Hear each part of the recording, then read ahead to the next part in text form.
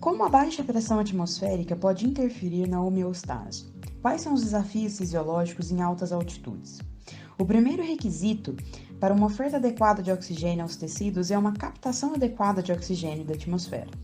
A altitude é o principal fator que interfere no conteúdo de oxigênio atmosférico. Quanto mais elevada, menor será a pressão atmosférica e, consequentemente, menor será a pressão de oxigênio. Isso significa que a pressão parcial de oxigênio diminui junto com a pressão atmosférica total quando você se move do nível do mar para altitudes maiores. Ou seja, em uma pressão atmosférica, que é a pressão total do nível do mar, o oxigênio está em torno de 21%. Com a altitude, a pressão atmosférica cai e o oxigênio continua em 21%. Ou seja, a pressão parcial de oxigênio que cai proporcionalmente. À medida que se atingem elevadas altitudes, surgem adaptações no organismo, e o grande desafio está relacionado à menor pressão de oxigênio no ambiente e, sobretudo, à pressão parcial do oxigênio arterial. Por que ocorre a hipóxia? Como foi dito, o ar atmosférico tem em sua composição 21% de oxigênio. A pressão atmosférica ao nível do mar é de 760 milímetros de mercúrio, o que corresponde a uma pressão parcial de oxigênio de 159,6 milímetros de mercúrio, que é os 21% de 760. A disponibilidade de oxigênio depende de sua pressão parcial na atmosfera. Como a pressão diminui à medida que a altitude se eleva, a pressão parcial e a disponibilidade do oxigênio também se reduz proporcionalmente.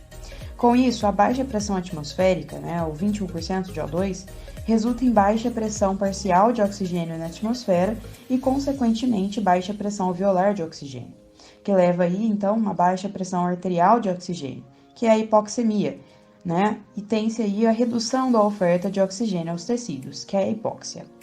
Então, em grandes altitudes, a pressão de oxigênio do ar alveolar diminui porque a pressão atmosférica está diminuída.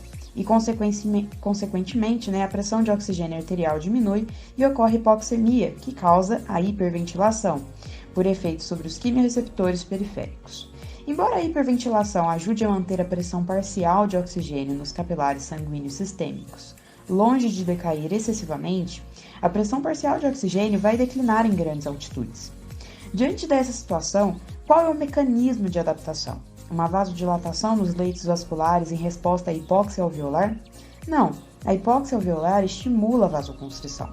A vasoconstrição que ocorre no pulmão em resposta à hipóxia é conhecida como vasoconstrição hipóxica pulmonar e tem como objetivo manter a relação ventilação-perfusão próxima do normal e assim atenuar a redução da pressão de oxigênio e direcionar o sangue de áreas menos para mais ventiladas em uma tentativa de otimizar as trocas gasosas.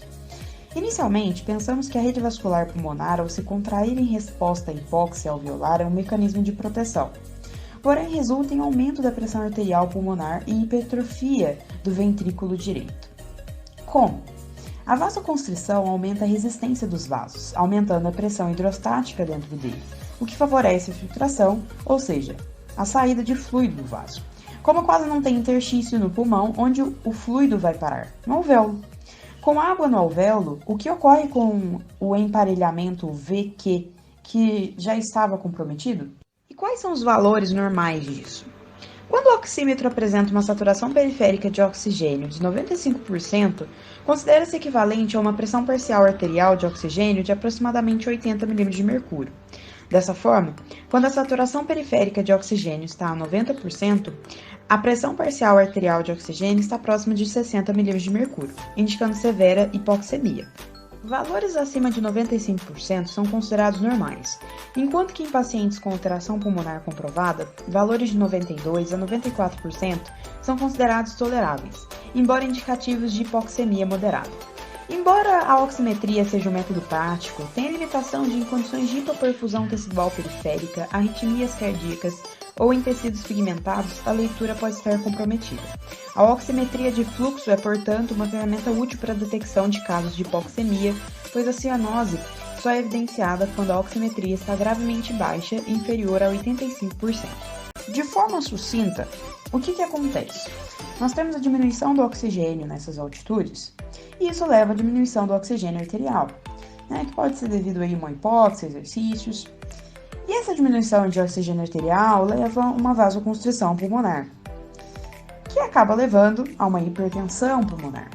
Ou seja, a gente vai ter aí uma superperfusão. E aí, tem-se o aumento da pressão dos capilares.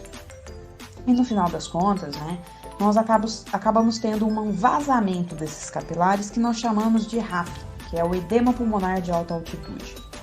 Então, cronicamente, e em altitudes ainda mais elevadas, a resistência pulmonar pode ser tão intensa que o ventrículo direito começa a não dar conta de bombear para o pulmão, acumulando sangue na circulação sistêmica, o que também aumenta a pressão hidrostática sistematicamente, por ter mais volume, e pode levar a edema em outras regiões do corpo, inclusive o anasarca, que é o edema generalizado. Mas a gente não pode esquecer que 97% do oxigênio é transportado na forma associada à hemoglobina. E de acordo com a pressão de oxigênio em milímetros de mercúrio, tem comportamentos diferentes com relação ao transporte de oxigênio associado ou na sua forma livre. De forma geral, quando você tem muito oxigênio livre, tende-se a favorecer a associação desse oxigênio com a hemoglobina, levando à saturação da mesma. Sendo o contrário também vale. Assim, de acordo com a curva de saturação da hemoglobina, quando a pressão de oxigênio em milímetros de mercúrio está entre 20 e 40, tende-se ao comportamento de libertação desse oxigênio, devido às exigências do organismo. Enquanto que em pressões de 80 a 100 milímetros de mercúrio, por exemplo, como o ar está rarefeito ou dificuldades, tem-se o comportamento de captação de oxigênio pela hemoglobina, saturando-a. Veterinários são bem relatados. Bovinos criados em altas altitudes, levando aí a doença do peito inchado ou edema de Barbella, e frangos com ascite. A ascite em frango de corte tem uma elevada incidência em criações situadas em altitudes superiores a 2.000 metros do nível do mar, devido à rarefação do oxigênio do ar nessas condições.